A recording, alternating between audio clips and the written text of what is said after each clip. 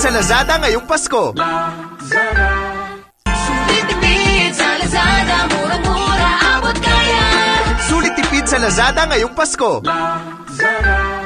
Sulit tipid sa Lazada.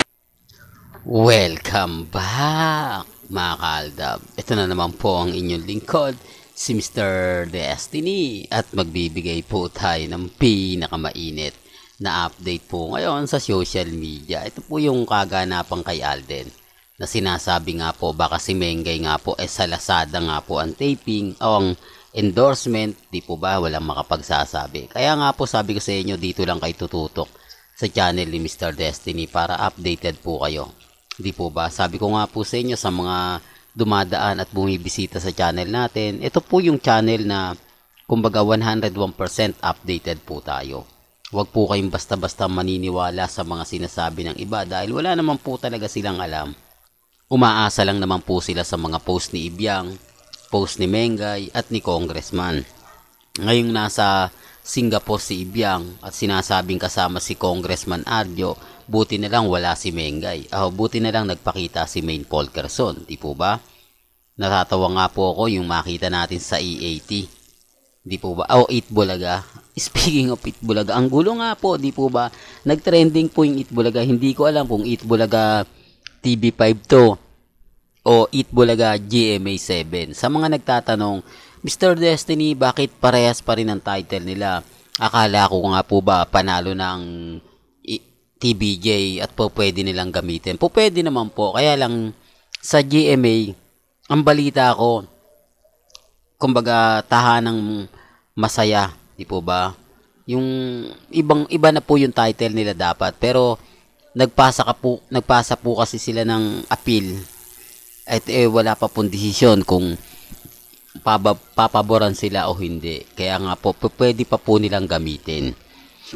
Para lang po sa kaalaman ng lahat, para lang po sa mga taong dumadaan at bumibisita sa channel natin, di po ba? Katulad po ngayon, taping na naman ni Alden, medyo sobrang busy nga po siya, di po ba? Para matapos agad-agad at syempre malapit na nga po yung parada ng Metro Manila Film Festival. Kaabang-abang yan dahil may kita po ninyo ang lahat ng kahalahok sa Metro Manila Film Festival. 10 yung maglalaban-laban at lahat po yan magpaparada. Hindi po ba? Kaya nga po abang-abang na po kayo. Hindi po ba lalo na po sa mga gusto makakita. Abay, kumbaga ito na po yung panahon. Alam nyo, balik ko lang mga panahon po ng isa po tayo sa nag-aantay, isa po tayo sa pumupunta sa Quirino Grandstand dahil doon naman po talaga madalas yan na kumbaga nagpaparada. Sinasabi ko lang po yung totoo mga kaaldab, halatang halata po, di po ba, na umaayon talaga tayo sa panahon. Pero makabago na po ngayon. Sinasabi ko lang po ito para po sa kaalaman ng lahat kung ano nga po ba yung mga kaganapan, kung ano nga po ba yung update. Gaya nga po ng pinaliwanag natin kanina, may kanya-kanya po tayong opinyon at nagpapasalamat naman po tayo kay Maha na wala naman po siyang ibinato para maging masaya ang mga Armain at mga main fanatics. Ang ibig kong masaya, yung lagi niyang bibiruin si Mengay, yung parang parang magiging topic nila si Maine Polkerson. Nakakatuwa naman po. Kasi yan talaga yung i-expect mo, di po ba? Yung sasabihin ni Maha kay Mengay, kamusta na sis? Ikaw kailan magkakaroon ng pakwan? Ako may pakwan na. Di po ba yung tipong pabiro na kumbaga kikiligin yung iba at sasabayan ni Henyo Master Joey De Leon? Baka sabihin nyo, fake news na naman to mga kaaldab. Ito'y base po na kung saan masasabi natin na si Henyo Master Joey De Leon ang nagbulgar na buntis si Pauling. Di po ba? Yan pa kaya na buntis issue na pinag-uusapan. Diyan malupit si Henyo Master Joey De Leon. Yung mga pakwan na kung saan talaga nag-trending yung sinabi niya. Tapos bakit hindi nga po ba nasundan? Bakit hindi nga po ba nabato? Di po ba? Respeto nga po. Sabi ko nga po sa inyo, may sinasabi natin may respeto sa mga kumbaga katotohanan, haltang halata lang naman po talaga na kalye serye lang po talaga yon. Kasal serye, kalye serye, kasal serye. Hindi po ba? Pero hindi po ako namimilit. Wala pong pilitan basta sa akin update lang. At yung kay Mengay po na endorsement niya, wala pa pong nakakaalam for the record lang po, baka may mag-react dyan.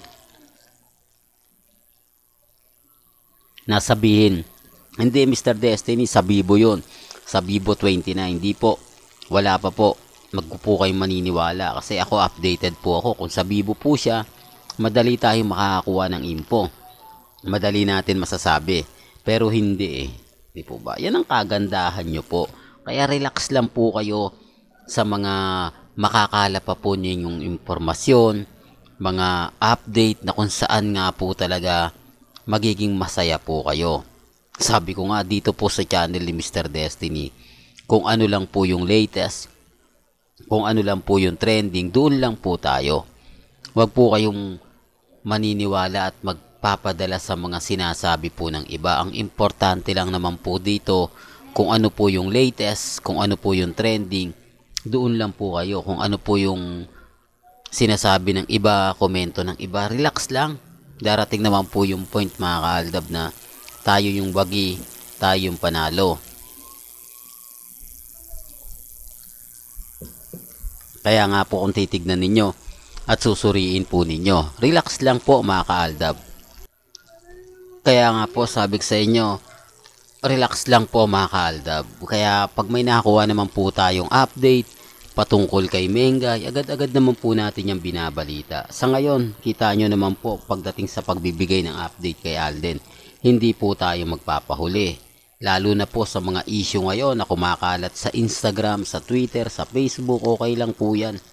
Ang importante lang naman po kung ano yung latest, ano yung trending, dun lang po tayo. Kaya nga po galit na galit yung mga armain at main fanatics sa atin Sasabihin nila, nako fake news ka Mr. Destiny, lahat ng mga sinasabi mo hindi totoo, lahat ng komento mo walang katotohanan, okay lang naman po. Di po ba? At least tayo masaya. Di po ba? Masaya si Alden, masaya po lahat.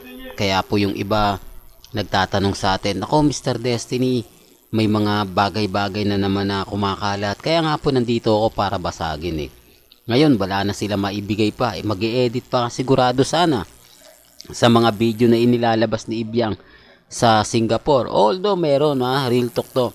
Meron po talagang video. Hindi ko na nga po pinakita sa inyo kasi alam ko maraming mga mamis, maraming mga titas ang magsasabi sa akin na Mr. Destiny, huwag mo nang ibalita yan.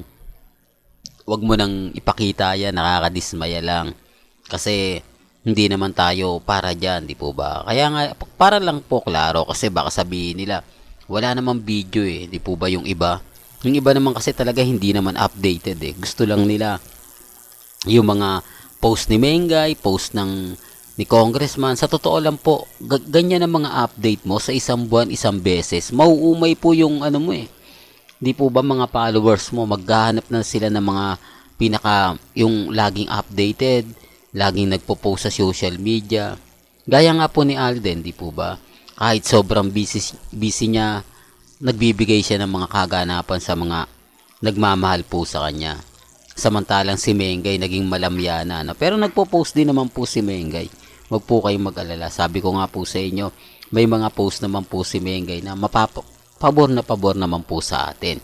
Pabor naman po sa mga mami, sa mga tita, sa mga senior. Relax lang po kayo. Gaya nga po ng lagi nating sinasabi at paulit-ulit natin binabalita, didepende na lang po kayo kung ano po yung pinag-uusapan. Didepende na lang po kayo kung ano po yung sinasabi ng iba. Ang importante lang naman po, lalo na po sa akin, kung ano lang yung trending. Kung ano lang yung latest, doon lang po ako. Tapos sasabihin nila ako pa po yung fake news. Ako pa raw po yung hindi o yung ganito ganyan. Okay lang po. Hindi po ba? Well, hanggang dito na lang po yung updates natin mga kaaldab. Kaya kung gusto nyo pa po ng pinaka-latest at sariwang update, abay tumutok lang po kayo dito po sa channel ni Mr. Destiny para updated po kayo sa mga latest at sa mga bagong video po na ilalabas po natin maya-maya lang. Hanggang sa muli, salamat po sa panonood at pakikinig.